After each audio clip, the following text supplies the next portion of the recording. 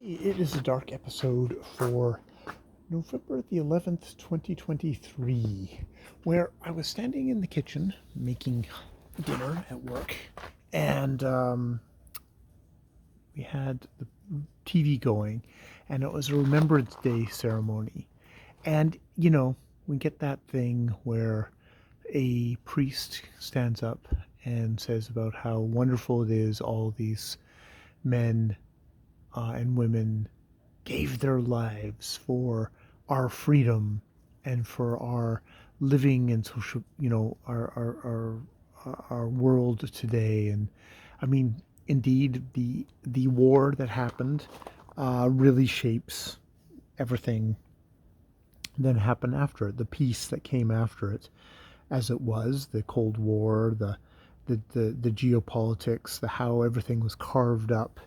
Um, does affect exactly how we are now, whether that's whatever war that is. I think we're probably talking about World War II for the most part. I mean, fucking Israel and Palestine is a result of colonial powers making decisions after World War II. Um, but I don't know if I think it's bullshit that the war started because of that. I mean, it's sort of like, you know, it's a day to kind of reflect on, fuck, you know, countries go to war, big groups of people go to war, and they send their young men and women into it, and they all get fucking killed for various reasons, whether it's trade, whether it's battle over resources. Sometimes it's ideology, but even then, it's like, ideologies of greed, of territorial expansion, of power, and other side saying, nah, we don't want that really. Our side. I mean, it's. I mean, I think the prototypical Remembrance Day is a World War II veteran, because if you look at World War One, it was sort of a trade kind of. It was a sphere of influence. It was it was intermixing treaties. It was all that bullshit.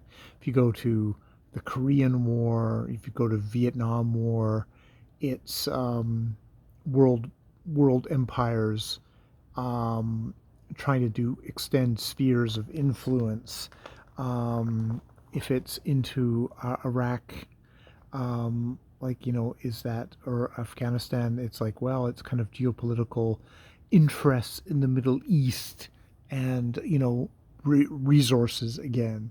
It seems to me that having kind of all this idealistic stuff said at Remembrance Days is romanticizing the wholesale um, self slaughter of of of our fellow human beings, and I don't know if I want to romanticize it.